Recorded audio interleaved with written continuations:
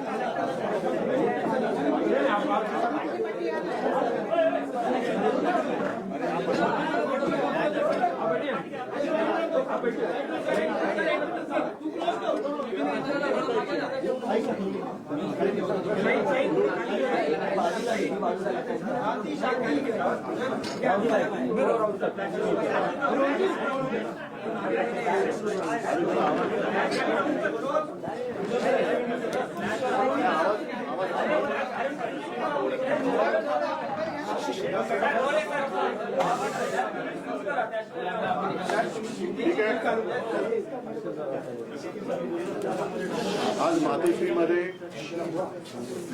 बिहारचे लढवय्ये मुख्यमंत्री आणि उपमुख्यमंत्री नितीशजी आणि तेजस्वी हे पहिल्या प्रथम आलेले आहेत आणि लढवय्या हा शब्द वापरल्यानंतर इथे त्यांचा येण्याचा हेतू हा आपल्याला सगळ्यांना कळला असेल।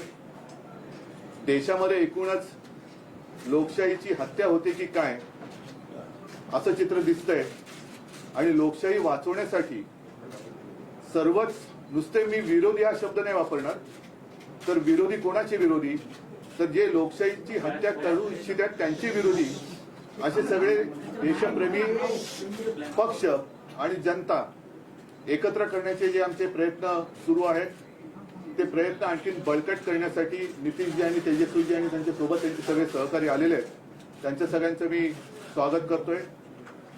आजच सर्वोच्च न्यायालयाचा निकाल सुद्धा आलेला आहे आणि मला खरंच एका गोष्टीचं समाधान आहे। मी वारंवार असं म्हटलं होतं की सर्वोच्च न्यायालयाचा निकाल हा केवळ शिवसेनेच्या भवितव्याचा नसेल, तर तो आपल्या देशातल्या लोकशाहीच्या बद्दल, लोकशाही जिवंत राहणार की नाही याबद्दलचा असेल। आणि माननीय सर्वोच्च न्यायालयाने आज जो निकाल दिलेला आहे त्याच्यामध्ये एकूणच सत्तेसाठी हपापलेल्या लोकांचं उघडं नागडं राजकारण हे त्यांनी त्याची पूर्णपणाने चिरफाड केलेली आहे। सगळ्यात महत्वाचं म्हणजे राज्यपाल महोदयांची जी भूमिका होती ती संशयास्पद, आता त्या संशयास्पद म्हणायला सुद्धा काही अर्थ राहिलेला नाही, ती सरळ सरळ अयोग्य होती आणि एकूणच राज्यपालांच्या भूमिकेचं सुद्धा वस्त्रहरण झालेलं आहे. मग ते दिल्लीच्या बाबतीत असेल, इथल्या बाबतीत असेल. आणि राज्यपाल ही यंत्रणा ही एक आतापर्यंत आदरयुक्त अशी यंत्रणा होती, पण राज्यपाल यंत्रणेचे धिंडोळे ज्या पद्धतीने शासनकर्ते काढतायत ते बघितल्यानंतर आता याच्या पुढे राज्यपाल यंत्रणा ही अस्तित्वात ठेवावी की नाही हा सुद्धा एक मोठा विचार मला असं वाटतं सर्वोच्च न्यायालयापुढे आपल्याला न्यायला पाहिजे. तूर्त सर्वोच्च न्यायालयाने जो निकाल दिलेला आहे त्याच्यामध्ये राज्यपालांना अधिवेशन बोलवण्याचा अधिकार नव्हता, त्यांनी बोलवण्याची गरज नव्हती वगैरे वगैरे सगळे आता आपण डिटेलमध्ये गेल्यानंतर कळेल. पण अपात्रतेचा निर्णय हा त्यांनी अध्यक्षांवरती जरी सोपवला असला तरी पक्षादेश हा त्यावेळेचा जो पक्ष म्हणजे माझी शिवसेना त्या शिवसेनेचाच राहील. आता अध्यक्ष महोदयांना सुद्धा याच्यामध्ये वेळ न काढता लवकरात लवकर निर्णय घ्यावा याच्यासाठी आम्ही आता मागणी तर करूच, हा एक भाग झाला. लेकिन आज नीतीश जी और तेजस्वी जी आए हैं, मैं आपका स्वागत कर ही रहा हूं और लड़ाई तो आज शुरुआत हो गई है. मैंने जैसे अभी अभी आपको कहा जब हम अंदर बात कर रहे थे तो एक ज्याला शुभ शकुन असं म्हणतो कि इतने दिनों से हमारी लड़ाई चल रही थी सर्वोच्च न्यायालय में, आज आप भी आ गए और वो निर्णय भी आ गया. इस देश में अब प्रजातंत्र उसकी रक्षा करना हमारा काम है. जैसे सर्वोच्च न्यायालय ने कहा कि अगर मैं रिजाइन नहीं करता, मैं इस्तीफा नहीं देता तो शायद मैं वापस मुख्यमंत्री बन जाता. मैं मेरे लिए नहीं लड़ रहा हूं, मेरी लड़ाई जनता के लिए है, मेरे देश के लिए, मेरे राज्य के लिए है. और भले हम इसके पहले राजनीति में विवाद तो होते रहते हैं, लेकिन एक मत तो हमारा हो गया है कि इस देश को हमें बचाना है, संविधान को बचाया है. और इसलिए आप यहाँ आए हैं, हम मिलकर पूरे, आप तो पूरे देश में घूम रहे हैं, सबके घर जा रहे हैं, हम सब मिलकर ये जो अपने देश को फिर से एक बार गुलाम बनाना चाहते हैं उनको घर भेजेंगे. और मुझे पक्का भरोसा है पूरी जनता हमारा इंतजार कर रही है. राजीनामा देने ही चूक झाली असं वाटतं का? जी बोलेंगे. तो आपने तो बात बता ही दिया है. हम सब लोग तो आए ही हुए हैं इनसे मिलने के लिए. बातचीत तो बहुत होती रहती थी, लेकिन ये तय था कि एक लोग आएंगे. इन्होंने आज ही का समय दिया और आज जो इनका मामला था जिसके बारे में जानते ही हैं, इनके साथ जो अन्याय हुआ था, अब जिस तरह से जो फैसला आज आ गया तो बहुत अच्छा हुआ है. अब तो इन्होंने खुद ही बता ही दिया है. और किसी भी प्रकार से एक तो आश्चर्य की बात है कि पार्टी के नाम पे कैसे कोई बदल सकता है. तो इन सब चीजों को लेकर के तो हम लोग सब दिन तो अपनी बात अपना इनके साथ हम लोग रही हैं, लेकिन अभी जो हम लोग आए हुए हैं उसका मकसद इन्होंने बता दिया. हम लोग चाहते हैं कि पूरे देश में अधिक से अधिक पार्टियां एकजुट हों और मिल करके हम लोग लड़ेंगे. तो आज जो केंद्र में हैं वो पूरे देश के लिए कोई काम नहीं कर रहे हैं और समझ लीजिए इतिहास बदल रहा है. इसलिए इन सब चीजों को देखते हुए अपने देश के हित में और आजादी की लड़ाई हुई और किस तरह से देश आजाद हुआ है और कितना ज्यादा काम होता रहा है. पहले से काम तो करते नहीं. अब आप सब लोग मीडिया के साथ ही हम आपका नमन करते हैं, आपके हम खिलाफ नहीं कुछ बोल सकते, लेकिन हम जानते हैं ना कि आप लोगों के ऊपर भी किस तरह से किया है कब्जा.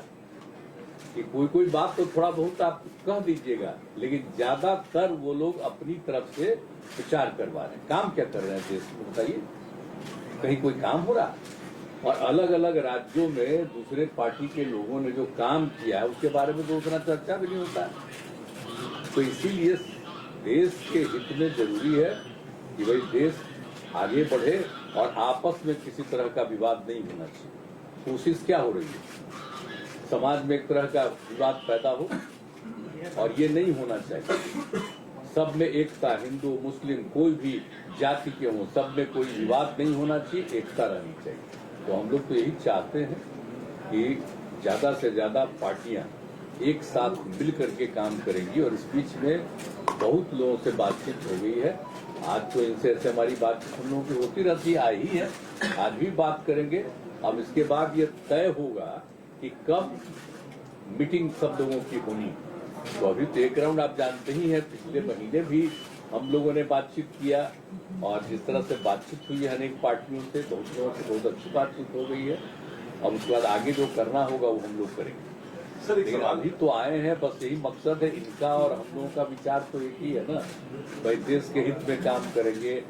कोई तरह से जो हमारा पुराना इतिहास है देश का उसको बिल्कुल कायम रखेंगे। तो ये सब चीजों के लिए करेंगे। ये लोग तो अपना कर रहे हैं ना, ये लोग आजादी की लड़ाई से क्या मतलब था, जिनको कोई मतलब नहीं। अब वो सोच लीजिए कितना कोई काम हो रहा है, अपने अपने ढंग से नई नई चीजों का नामकरण कुछ भी होते रहता है, तो विचित्र बात है। तो इसीलिए जरूरत इस बात की है कि एकदम पूरे देश को एकजुट करना है और आगे बढ़ाना है। तो अगर सभी लोग एकजुट होकर के करेंगे और उनका जब मुकाबला होगा अगले साल के चुनाव में, लोकसभा के चुनाव में, तो खूब अच्छी तरह से सफलता इधर मिलेगी और फिर देश सही दिशा में आगे बढ़ जाएगा। सर सवाल उसके दो पक्ष, पहला पक्ष ये है, आपने कहा लड़ाई में अपने लिए नहीं लड़ रहा हूँ, मैं जनता के लिए लड़ रहा हूँ। मेरा सवाल यहाँ से इसके दो पक्ष ये है कि पहला तो ये कि क्या अगर आप उस वक्त इस्तीफा नहीं देते तो आज आपकी लड़ाई और ज्यादा मजबूत होकर उभर के सामने आती। पहला मैं मानता हूँ, देखो इसके जिस नजरिया से आप देखते हो, ठीक है, कानूनी तौर पर मैंने इस्तीफा दिया, शायद गलत हो सकता है, लेकिन नैतिकता अगर देखे तो जिन लोगों को मेरे पिताजी ने, मेरे पार्टी ने सब कुछ दिया, वो लोग उठकर मेरे ऊपर उंगलियां उठाए, तो उनके लिए मैं मेरा विश्वास या अविश्वास क्यों जताने की कोशिश करूं। तो ऐसे लोगों को अधिकार ही नहीं है मुझे सवाल पूछने का। जिन लोगों ने मेरे पार्टी से सब कुछ लिया और गद्दारी की, तो गद्दार लोग मेरे ऊपर अविश्वास लाए और उसका मैं सामना करूं, कैसे हो सकता है। ये तो गद्दार लोग हैं। आज तो कोर्ट ने कहा, और मतलब कोर्ट ने गद्दार नहीं किया, लेकिन ये सारी बातें हैं। आज तो मतलब महाराष्ट्र में आप सरकार ही नहीं है। नैतिकता तो अभी जैसे मैंने नैतिकता का पालन किया, तो अगर इस मुख्यमंत्री में जरा भी कोई नैतिकता होगी तो मुख्यमंत्री उप मुख्यमंत्री ने इस्तीफा देना चाहिए, जैसे मैंने दिया। महाविकास आघाडीमध्ये सुद्धा जे सर्व प्रमुख नेते होते त्यांनी तुम्हाला म्हटलं होतं की राजीनामा देऊ नका, आपण फ्लोअर टेस्टला सामोरे जाऊ। तुम्ही भावनिक राजकारणाला महत्व दिलं नाही, मी राजकारणापेक्षा असेल तो कदाचित आमच्या घराण्याचा गुण किंवा दोष असेल, पण मी जे आता म्हटलं की ज्या घराणी, ज्या पक्षांनी ज्यानं सगळं काही दिलं, सगळं काही घेऊन सुद्धा जे माझ्या पाठीत वार करायला निघाले, त्यांनी माझ्यावरती अविश्वास आणावा हे मला काही पटलेलं नाही। म्हणजे एक तर स्वतः गद्दार, त्यांनी विश्वासघात त्यांनी केला। विश्वासघात करणाऱ्यांकडून मला जर विश्वासदर्शक ठराव, अविश्वासदर्शक ठरावाबद्दल विचारलं जात असेल तर ते अयोग्य आहे। सर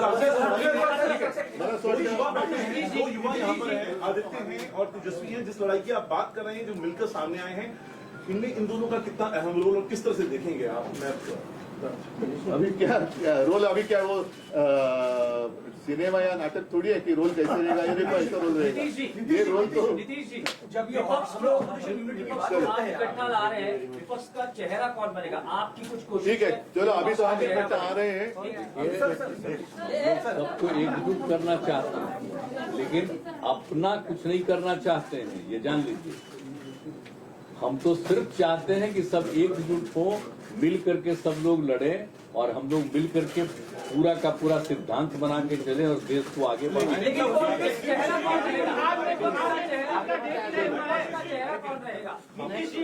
वो नहीं बनना है, और जो भी बनेंगे वो सब मिलके सबको आगे बढ़ाएंगे। बिहार में मीटिंग का डेट तय हुआ है, मीटिंग का डेट तय हुआ है बिहार में। बिहार में मीटिंग बिहार में बताएंगे। उद्धव जी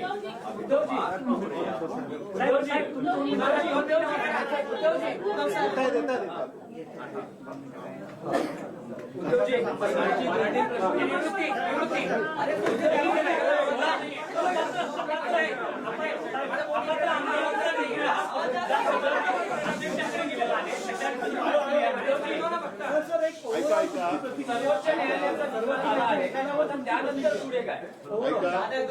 आता तुम्ही जो एक प्रश्न विचारला, सर्वोच्च न्यायालयाने जे काय मला समजलेलं आहे त्यानुसार सांगितलेलं असं आहे की सर्वोच्च न्यायालय याच्या बाबतीत निकाल देऊ शकतो कारण त्यांचा तो अधिकार आहे. परंतु त्यांनी त्या संस्थेचा एक आदर राखण्यासाठी हा निकाल किंवा हा निर्णय घेण्याचा अधिकार अध्यक्षांकडे जरी दिलेला असला तरी व्हीप पक्षादेश हा तो त्यावेळेला जो पक्ष होता म्हणजे माझी शिवसेना त्या पक्षाचा पक्षादेशच चालणार आहे. त्याच्यामुळे हा सगळ्यात महत्वाचा निर्णय सुप्रीम कोर्टाने दिलेला आहे.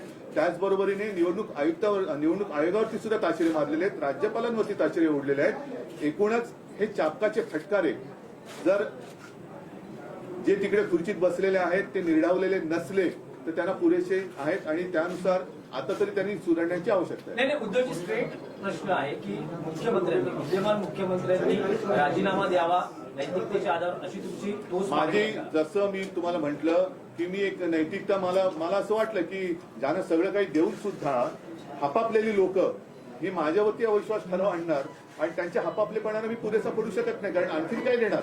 तर अशा लोकांनी माझ्यावरती अविश्वास ठराव दाखवणं हे मला मंजूर नव्हतंच. ते मंजूर नाही, मी कदापि ते मान्य करणार नाही. म्हणून मी राजीनामा दिला. जसा मी एका क्षणाचाही विलंब न करता राजीनामा दिला तसं एवढा आता सर्वोच्च न्यायालयाने फटके दिल्यानंतर जर थोडी तरी नैतिकता मुख्यमंत्र्यांच्या आणि उपमुख्यमंत्र्यांच्या अंगी शिल्लक असेल तर त्यांनी जसा मी राजीनामा दिला तसा राजीनामा द्यावा आणि निवडणुकीला सामोरं जावं. सुप्रीम कोर्टानं राज्यपालांना फटका दिला आहे कारण त्यांनी जे निर्णय घेतलेले आहेत ते सक्षम चुकीचं असलेलं म्हटलं आहे. त्यामुळे हे राज्यपाल म्हणजे स्वतःच्या घरचा चाकर असल्यासारखं वापरण्याची जी पद्धत सुरू झालेली आहे ती पद्धत बघितल्यानंतर राज्यपाल यंत्रणाच आता शिल्लक ठेवावी की नाही हा प्रश्न आता सर्वोच्च न्यायालयाला आम्हाला म्हणजे मला असं वाटतं विचारायला पाहिजे की हे असंच जर का कारण प्रत्येकाचे काम असतं ज्या सर्वोच्च न्यायालयाने केलं तसंच जसं आता मीडिया असतो नितीनजी जसं म्हणाले की काही गोष्टी तुम्ही लोकांसमोर आणल्या पाहिजे तर 4 स्तंभ जे म्हणतो हे 4 स्तंभ मजबूत पाहिजेत. त्याच्यापैकी जर का एका स्तंभाला वाढवी लागली असेल तर त्या स्तंभाचं रिपेअरिंग हे करणं गरजेचं आहे. पण आता महत्वाचा मुद्दा हा आहे की राज्यपाल महोदय तेव्हाचे जे काय होते त्यांनी इकडे जे न करू करायचं ते म्हणजे करायला नको ते करून गेले. आता गेल्यानंतर त्यांना सजा काय कारण असं जर का होत राहिलं तर तेव्हाचे राज्यपाल 12 वाजून जातील आणि घरी जाऊन मग म्हणतील येतो संत आदमी आहे. करायचं काय?